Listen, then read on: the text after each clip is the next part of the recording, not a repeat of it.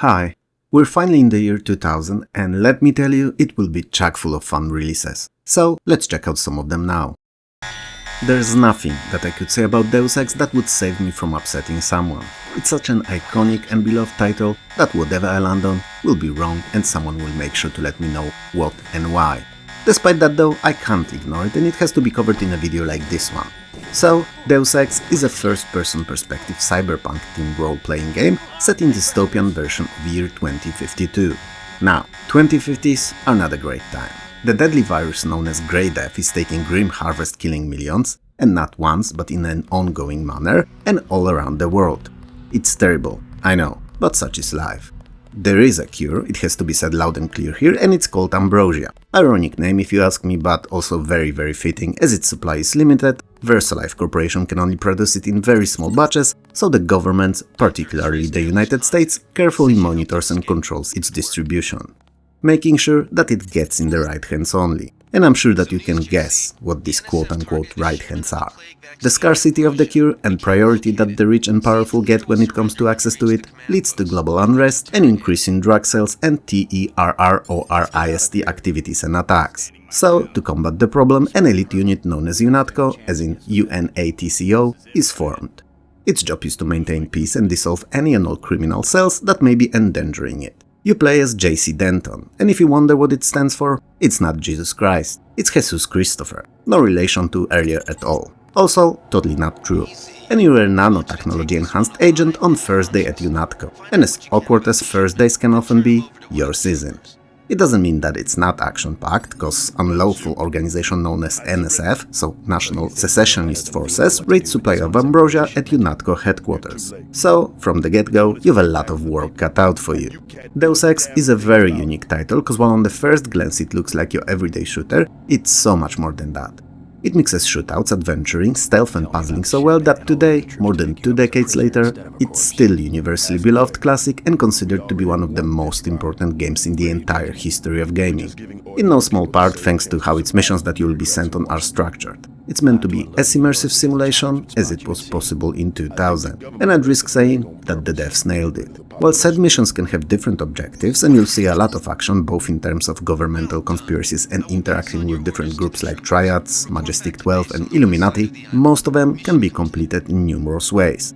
And the freedom of choice of how to approach them, how to lead JC to complete them, is what most of us fell in love with. So, among many others, you can fulfill the objectives by many of the missions by working in stealth and avoiding combat as much as possible. By sniping enemies from a very comfortable safety of large distance, you can run in guns blazing, going through the spare mags faster than they do in action movies, or, and that's a pretty fun way of doing things, you can talk it out. Because yeah, not everything has to come down to violence. Some of them can be completed by engineering and hacking too, so you know, the Ambrosia's your oyster or whatever.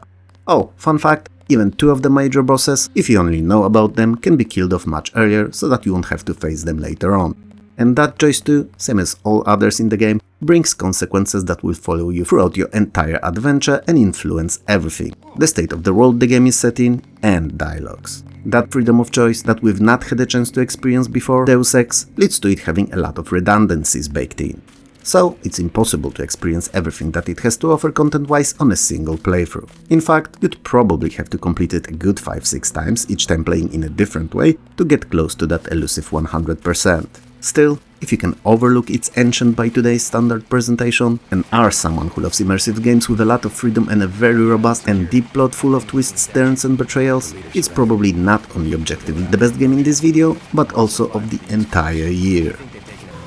Need for Speed Porsche Unleashed is another entry in the seemingly endlessly running series and one that polarized fans, splitting them into 2 totally opposing camps.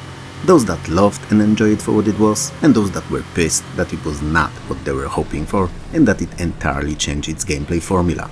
So, unlike its older brothers and sisters, I think I can call them that, cause you know, why the hell not? It was a game that laser focused on one manufacturer only, Porsche, or Porsche. I really don't know what's the correct pronunciation of it in English. And not only you can only pick their cars, but also only race against them. It may seem limiting, and I agree, to some degree it feels like it, but in reality it features over 80 different models of the car, from the very first 356 Ferdinand to the latest at the time model, 2000's 911 Turbo. There are tons of different tracks in the game to zoom around on, and they're all beautiful. They come in 3 varieties too, and can be circuits, sprints going from point A to point B, and those that have few alternate routes, which are not only more fun than the regular ones, but also allow for strategic choice of paths, depending on where you are in a pack of opponents. When the game released, I was enchanted by its presentation, and it was better than anything else I've seen to date, at least in a racer. Coupled with incredibly realistic and true-to-life physics and driving model meant that the game not only looked great, but also felt amazing, with each model of the Porsche controlling in a unique way. Which also meant that each time I got an upgrade, I had to relearn how to drive. Well, race, not drive really, but you know what I mean. Potato, potato, petrol, oil, gasoline. Porsche Unleashed comes with 2 single-player game modes: Factory Driver, in which you complete increasingly more demanding events in different cars, like slaloms, stunts, deliveries with police interfering them as much as they can, or races with pre-selected cars. And Evolution, which is the main mode and for all intents and purposes is a career that you start with just enough money to get a basic Porsche 356. As you complete the races and years pass by, however, you upgrade your car and eventually change it for newer and better models as they are released. Need for Speed Porsche Unleashed is a fine game, fine at what it is, but while I loved it and had a lot of fun with it too, I was one of the 4 mentioned gamers that were tad disappointed. I wanted cars from different manufacturers and arcade racing, and while Porsche Unleashed was not full-fledged simulation, it leaned towards it more than towards arcade on a video game racer spectrum. It is still worth a playthrough, so if you're into the genre, don't skip it. Now, how many Tomb Raider games are there? My guess is 57. And I don't think that I'm off by more than 1 or 2 titles. And Chronicles was the one that dropped in the year 2000. Same as most other ones, with some notable exceptions, it too is a third-person action-adventure, bobalicious lady version of Indiana Jones fare, and it's as fun as most of them are. Now, before I get any further, let me make one thing clear. It's largely irrelevant, but in the spirit of oversharing, you know, a staple of this channel, I shall tell you what I subjectively think about it. I only really care about the latest 3 today, to be honest. Well, and maybe the first 2 for sentimental reasons too, so all the ones in between, I can live without. Back then, I was devouring them as they were coming out, and objectively, most are rather good. Varying degrees of good, but good. So, anyway. You're once again Lara Croft, a beautiful big-chested, long-legged, incredible accent sporting heroine / archaeologist / adventurer / special forces demon hunter. Yep, there's been quite a few of games, and some touch the occult too. And Chronicles is a very special title among all others, as it's not a singular adventure from point A to point B as we're used to, but series of flashbacks to Lara's past in different points in her life. So, you'll visit few different locations throughout the world, experiencing bits and pieces from Lara's earlier, previously not gamified shenanigans. So you'll visit Rome, coast of Russia, island near Ireland, and a corporate building in New York. But what's the story tying these self-contained and entirely different scenes together, you may wonder? Well, following the events of a previous game, The Last Revelation, Lara is presumed dead, buried under the collapsed Great Pyramid of Giza. So, at her home of Croft Manor, 3 of her friends and associates, Lara's butler Winston, family priest Father Patrick Dunstan, and Lara's history teacher Charles Kane, gather to reminisce over her former exploits following the memorial service. That's how fast and easy these seemingly random Lara-led action-packed levels were tied together. It's not a bad choice if you ask me, though this lack of coherence between the particular parts of the game makes the entire experience feel a bit lacking. Not bad, just, you know, not what I was hoping for. Each of the scenes is like a minimized version of an entire Lara's adventure, and despite being disconnected from one another, they're rather decent. What's a bit disappointing though is that the game added nothing to Lara's movesets or gameplay mechanics, reusing what was a standard in the last few. It's clear that Tomb Raider Chronicles was not the best game in the series, and perhaps one that the devs did not care to make, given the presumed killing off of our heroine in a previous one. But while it's not the best, not in the top 3 even, it's still a solid title worth playing through at least once. If not for anything else, then to learn if she really died at least. A noteworthy thing about Windows' release is that it came with a level editor, which while not known to have spawned a lot of user-created content, is something very gamer-friendly and worth mentioning. If you loved previous and later Lara games, this one's a no-brainer, but if you didn't, perhaps start somewhere else, if possible that is. Following their previous game, industry giant, Joe Wood, Austrian developer, released their latest in 2000, Traffic Giant. And it's as fun and deep simulation as the earlier one was. As the title suggests, it's all about traffic, or more accurately, getting to grips with it and controlling it so it does not get out of hand. The idea here is simple. You're running a transportation company and have to create an efficient and profitable transportation network within the city, all the while driving up the competition and making sure that the city is not clogged. That's in the sandbox mode though, and you can also play sort a campaign with series of missions to complete one after another. Missions like, for instance, earning a particular revenue within a preset time period. To keep the city going and running like a well-oiled machine, you've access to different modes of transportation, so buses, streetcars, trams, suspended monorail, and even maglev trains. The towns are bustling and can hold even up to 40,000 individual citizens and simulate them all, which is quite a lot for year 2000. That said, to run appropriately fast, some things had to be simplified, naturally by using a particular set of behaviors and actions for different members of society. So, men only work and do nothing else. So, it's a priority to make sure that they have fast and easy access to and back from work. Women don't work, which in 2000 was a bit of feeling, but whatever, it is what it is, the simulation had to be kept simple after all, so they need good access to all the shopping centers and stores. And kids, well, they naturally go to school. Additionally, all of them, from time to time, like to get a little R&R and will require access to different recreational objects and locations. It sounds like a lot, but it's not that complex, trust me. And as soon as you click on your first building, you'll get a detailed rundown listing of everything that there is to know about it. Who works where they shop, and what is their favorite entertainment spot. Now, naturally, if you'd be clicking on every single building and trying to fulfill everyone's particular request, you'd end up with a jumbled mess of a city or run out of money fast. So, the key to success is efficiency and smart planning. The sooner you figure it out, the better you'll do and more fun you'll have playing. Some of you may say that Transport Tycoon Deluxe is a better game, and that Traffic Giant is nowhere near as good. Well, I have two things to say to you. For one, you're right, it's not as good and it's not as fun, but it's neither bad nor unplayable. And for two, they can't really be compared apples to apples, as one is an apple and another is a burger. Not as healthy, but most definitely enjoyed by a much wider chunk of a population. And if I'm not being clear here, it's Transport Tycoon Deluxe that's the burger. Might and Magic 7 Day of the Destroyer is an 8th installment in the long-running series of RPG games and first to receive a rather negative response from gamers and critics upon its release. Main reason being its length, ancient engine used to power it all, which looked generation behind the competition, and changes to the party forming. And while I do not disregard these complaints as invalid, I feel that they may have been a bit too harsh and that it wasn't anywhere near as bad as it was made out to be. Well sure, perhaps not being able to create a whole party was a big change and you've only made one character and recruited others along the way, but that was something that the other games did for a while, and it's not a bad way of doing things at all, just a lot different. Limiting classes available to humans to knights, clerics and necromancers was a bit more drastic change, but also not something worth abandoning the game for. Especially that instead of additional class choices, you could incorporate different species in your party composition that work kinda like different classes would, only looked less appealing. So minotaurs, dragons, vampires, dark elves and trolls were added. And even if not what the gamers were looking for, they were a fun and fresh take on the formula. Were these balanced well though? No, and dragons in particular were the ones sticking out the most. So, I can kinda understand it as being a valid complaint. Same goes for the engine. It wasn't great when it was used first in Might and Magic 6, and by the time 8 dropped, it looked and worked clunkily compared to the competition. I did like having a choice of real-time or turn-based combat though, but that wasn't anything new to this particular entry. So, overall I agree that the Day of the Destroyer may have been a bit disappointing, but it wasn't bad.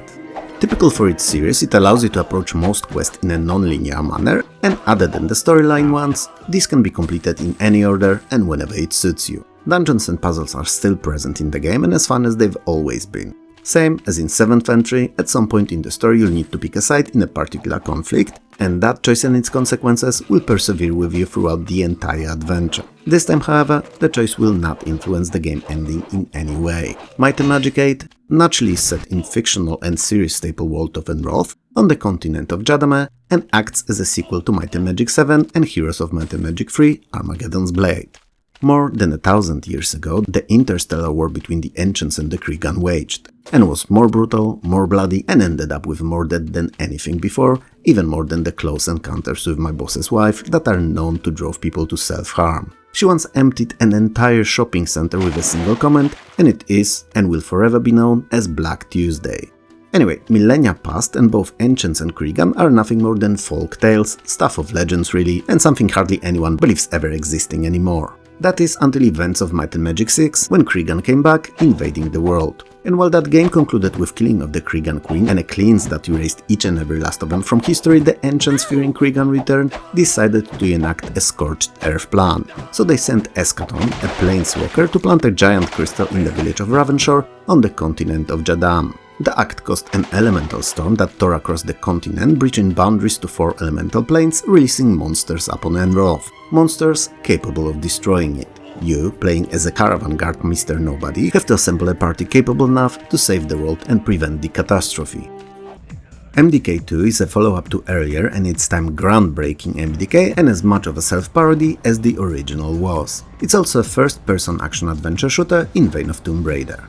MDK2 starts moments after the first game ended. Convinced that the alien scourge has been eliminated, Kurt Hectic, our janitor-turned-superhero, returns home to meet with his drinking buddy, don't fact-check that, Dr. Hawkins, just to learn when he arrives that one of the alien minecrawlers was not destroyed. So he heads off to do just that, finish the job that is, you know, how his janitor martial arts training taught him to do, wax on, wax off, wax on, wax off, or was it Karate Kid? Whatever, point is, no floor shall remain unmopped and no trash bag unthrown. And yes, I am aware that these are not real words. But if we all try, like really try, and keep using them in our daily life, then perhaps they will stick and spread. So, what do you say? Should we try to create new words together? And if your answer is yes, then I would also like to suggest adding unbacon to it as a word describing different kinds of food that just happen not to be bacon. Anyway, where were we? So Kurt gets to that last pesky minecrawler, and as soon as he deals with it, a massive in size and ego, alien Schwashwink appears and reveals that the invasion of Earth is anything but over. So, Kurt, along with Dr. Hawkins and Max, a 6-legged robot dog capable of spreading death and destruction in oh so many directions at once, head off to deal with the situation, as fate of Earth, nay, the entire galaxy, is in their hands once more. Or pose, cause, you know, one of them is a dog. All tools and weapons that Kurt had at his disposal are back, and Doc and Max have their own set of special skills, because of course they're playable in the sequel. So, Kurt for all intents and purposes is a special forces sniper, Max is a heavy gunner causing more damage than the other two and wielding 4 weapons at once, and Doc Hawkins is the weakest of the bunch, but most of his levels are puzzle-centric and his skills are geared for them. So he can combine and create new items and has 2 separate inventories for each of his hands. In fact, other than the first level, all of them have their own exclusive stages to battle through. That split made MDK2 a bit more puzzle and platforming oriented and less focused on pure pew-pew-pew-pewing. I mean, let's be clear here, there's still a lot of shooting and sniping, and with a running comedy commentary no less, it's just the proportions between it and puzzles shifted a bit. While MDK2 retained humor and action-packed gameplay of the original, adding a lot of variety to it by offering 3 unique protagonists to play as and more complex level design, the wow factor was gone. By 2003 the games were not new anymore, they were the norm, and not something to be surprised by. As a matter of fact, they were something we were kinda expecting from each new release. So while MDK2 was fantastic, even if a bit too demanding for my liking, it didn't steal the hearts of gamers, same way the first one did. Carmageddon 3 TDR 2000 is a vehicular combat video game, a follow-up to a more well-known Carmageddon 2 Carpocalypse now, and arguably the weakest out of all 3 games. And not only because its subtitle is not as catchy, though that's a factor too. Don't fact-check that, trust me. Previous 2 did so-so on the consoles, gathering mainly average scores, and fantastic on PC, finding a rather large and favorable to them player base. What was the reason for third not achieving the same level of fun factor and popularity, you may wonder? I did too, and it's hard to tell, but if I would have to wager a guess, I'd bet on the change of the developer being responsible for it. And I don't think I'm too far off in that assumption either, as its sequel, that funny enough released over a decade later, was made by the same folks who made the first 2, and it did bit better. That is a story for a completely different video though. Anyway, despite what it may sound like from this chaotic intro, Carmageddon 3 is not a bad game. Sure, it's not as iconic as the earlier 2 were, but it's still pretty fun if you enjoy these types of experiences. And I do. Perhaps not for hours on end, but an hour or 2 from time to time to release steam and relax after a terrible day in hell, it's actually great. And I do have a lot of these terrible days lately. The difference between TDR 2000 and earlier Carmageddons is that its predecessors, while theoretically claiming to be racers, in reality were all about distraction, cause as long as you kept mowing other cars and showing pedestrians that their place is not on the streets but in large puddles of red goo, you could carry on playing as the time would never run out. The whole racing was just an excuse to mindless and stupid fun. And here, you actually do have to race. Neither damaging other races nor driving over pedestrians actually gives you enough time to sustain yourself in the level long enough to win it. So, while causing as much destruction as you can along your way, you still actually have to try to get to the finish line.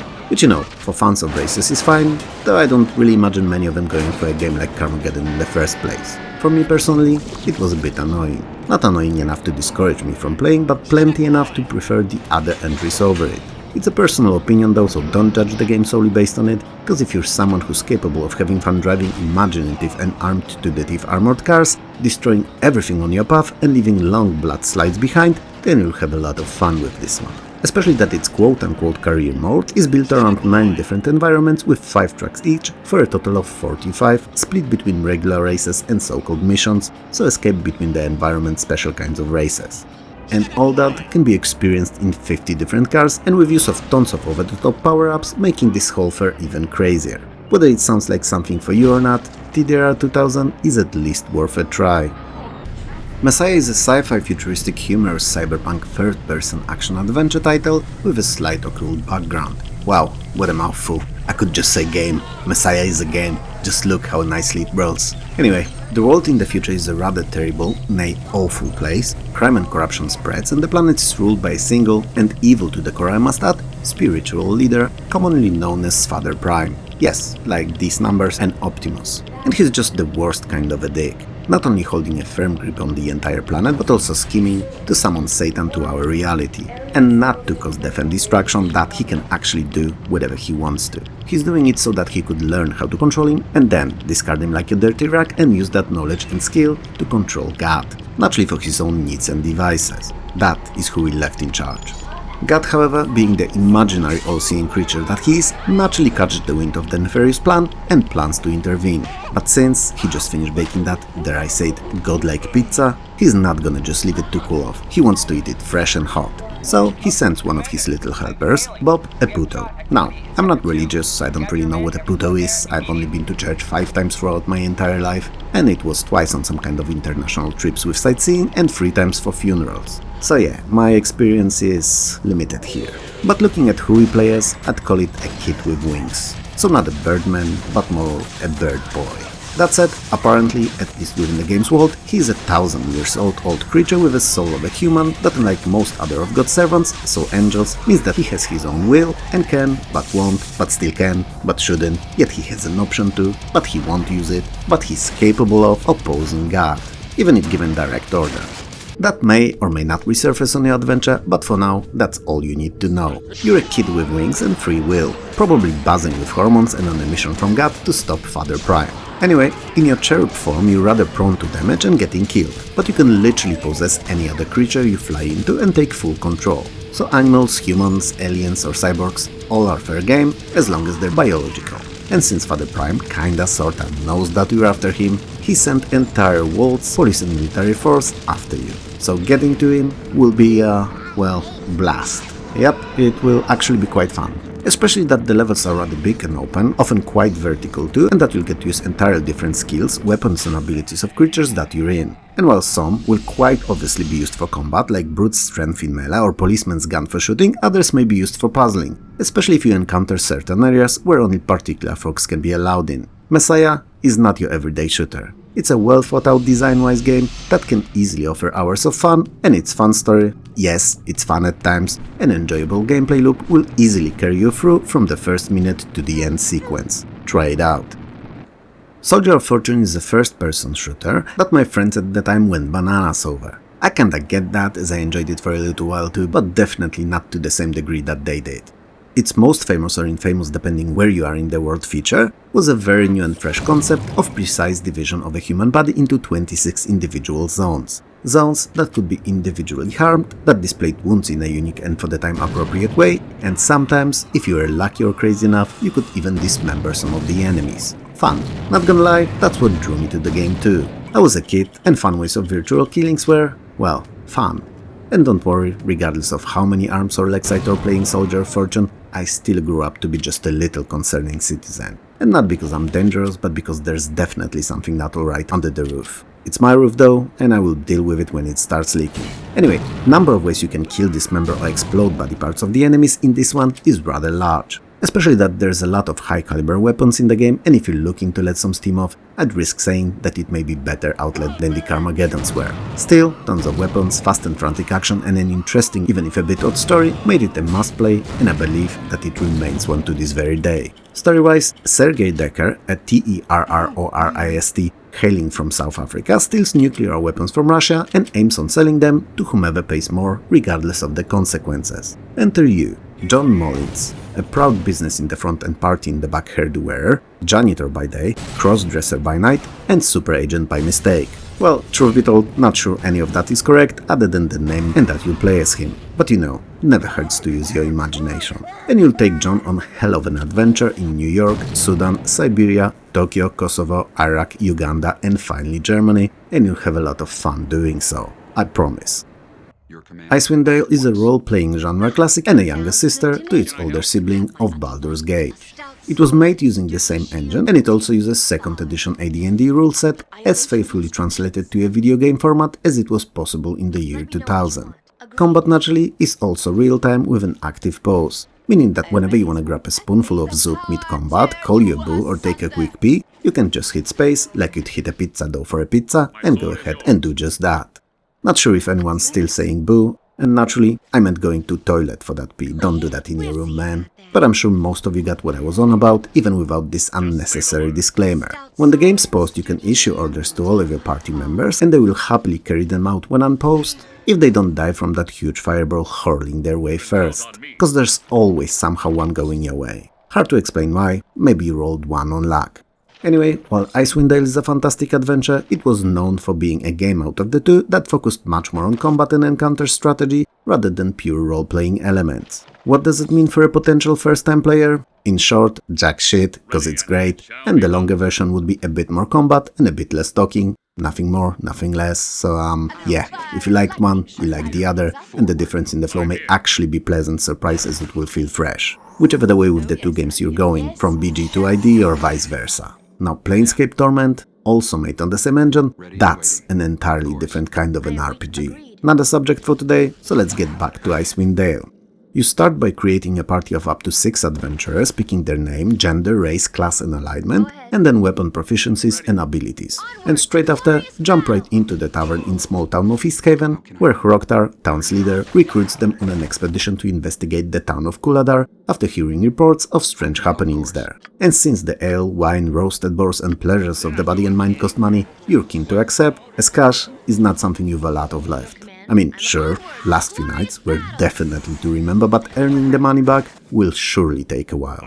Anyway, on the road to Kuladar, the caravan is ambushed by frost giants who cause an avalanche, killing everyone but your party members. It's as if the avalanche was deliberately trying not to hit your party. Odd, but Lady Luck seems to be on your side for some reason.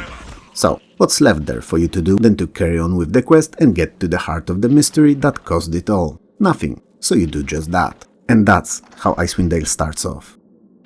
That's the first episode for 2000 done, and I'm sure you're pleasantly surprised how interesting the titles were, even if the person responsible for the background commentary was a bit odd. I mean, who is he? Why the hell he keeps talking over the footage? He should really stop. Wow, I'm kinda getting flashbacks to some of the comments that I get. My favorite has probably got to be "Stop talking." It's short, it's straight to the point, and it gets job done.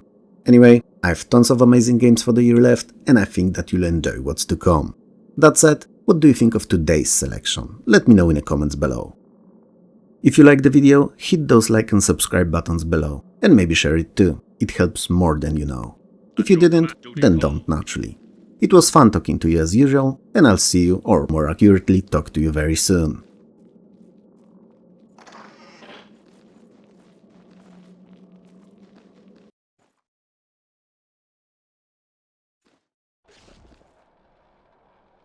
Can I help? Sure. What? Yes?